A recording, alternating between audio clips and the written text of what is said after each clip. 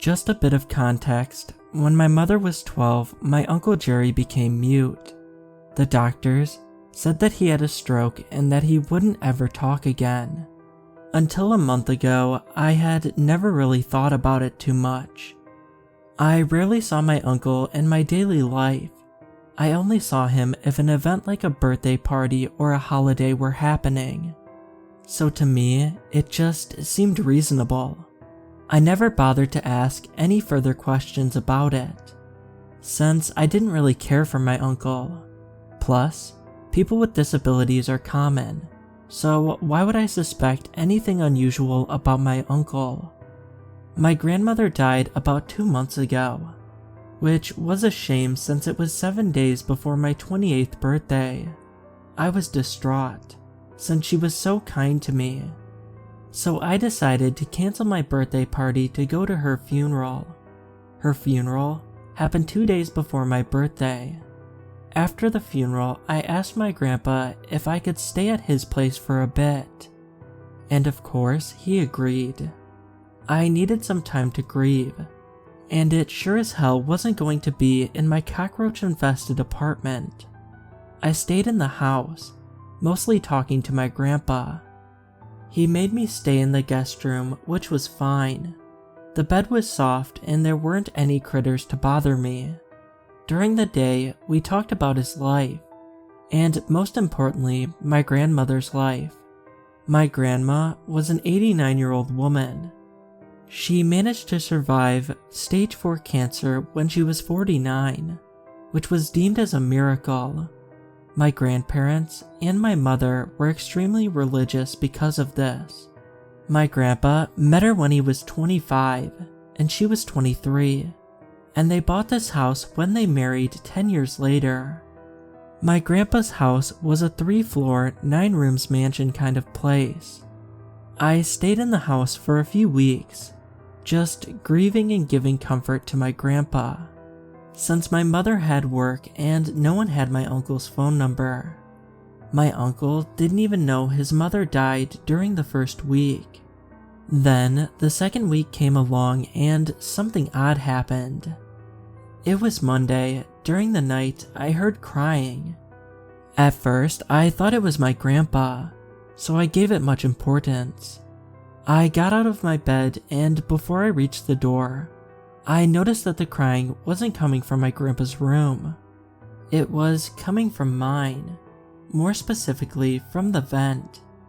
At first, I thought I was just having some idiotic dream. I'm prone to bizarre and nonsensical dreams from time to time, but I clearly noticed that I was awake. I could feel the soft wood under my feet, the harsh cloth from my hand-me-down shirt. Of course I was scared to death. I didn't know what to do. I thought my grandpa was stuck in the vent for some reason, but then I realized that the crying wasn't in my grandpa's voice. It was another voice, the voice of a kid. It couldn't be the voice of a kid older than 7 or 8, but my half-asleep mind could only feel fear. I couldn't stay in that room. I had to get out. I went to the kitchen and served myself a glass of water. I fell asleep on the floor, and my grandpa woke me up the next morning. I tried to explain what I heard, and all I got was a saddened stare from him. 4 days passed, and my uncle finally realized that his mother had died. He came to Grandpa's house, tears falling from his eyes. When he knocked on the door, it was me who opened it for him, and he just pushed me out of the way and went to look for Grandpa. Grandpa was cooking lunch at the time. It was about 2:30 p.m. And when he found him, he gave him a hug that lasted for a good 5 minutes. My uncle didn't have any way to properly say how sorry he was that he missed his own mother's funeral. He stayed in the house for the weekend. He hardly interacted with me, but that was okay. He just needed some time. He left soon enough. We didn't even notice. It was the start of the 3rd week. Up to that point, I didn't hear the crying again, not until Friday. This time, I was talking with my grandfather about what he was going to do next. If he was going to try to remarry, or if he was just going to live alone until he died. Before he could answer, something started to cry in the vent right above us. I knew this couldn't be some sort of audio hallucination, because he reacted too. All he did was look at me in silence, and I looked back at him. It took a good 3 hours for the crying to stop, and my grandpa, as soon as it was over, he asked me, "Do you want to hear a story?" I just responded yes. I didn't have anything to say. I was just too freaked out by the crying to say any more. My grandpa gave me a saddened glare and started to tell me the story.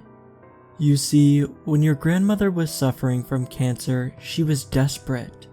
She wasn't ready to die, especially when she had a 12-year-old daughter and a 7-year-old son. So we prayed. We prayed for her to get better, but she only got worse. After some time, she took the matter into her own hands, and if the one above wasn't going to help, the one below would. He looked at me, trying to see if I could understand what he meant. But before I could even react, the crying came back. This time, only for 5 minutes. But the one below is a cruel dealer. He knows a dying woman isn't any good at contracts, but this opportunity was a great one for him. So he told us to take in one of his workers, where he could live until we croaked. But it didn't end at that. He wanted us to give it a voice, a soul.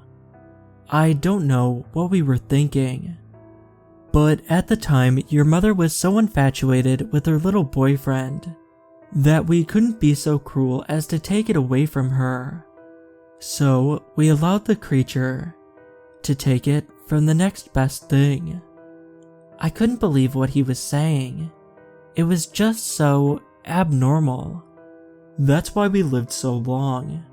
That's why you're talking to me when you're 28.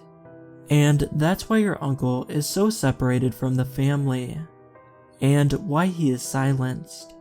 The crying came back, whatever the hell it was. The demon, the thing inside of the vents, the creature was just screeching. It was louder than before, way louder. It got my tinnitus to act up horribly. My grandpa rushed me out the door, screaming that he was sorry. I got into my car and I drove away. I drove away for hours, but to me it seemed like days. I woke up inside my car at some fast food parking lot. I went and got myself a burger to eat. I was starving. I then drove to my apartment. It had been so much to understand that I just didn't think about it. It hurt to think. It hurts my brain just typing. But that's not the worst part of it all. And that night, I had a dream. I had an odd, terrible dream. All I could see in it was blood, fire, burned soil, and dead trees. And I heard something. Something that I could so vividly remember that it makes me wonder if it was a dream. I heard the next words. As long as you two live, it shall live with you. If anything were to happen, and one last longer than the other, the first person you tell shall take the curse for you, and as long as they survive, it will survive, and you will too. But they will carry the creature no matter how much they avoid it, and it will always be watching, always hungry. I heard that in my dream, but it wasn't with a voice. I heard those words without hearing them. I woke up that night, something was crying in the vent.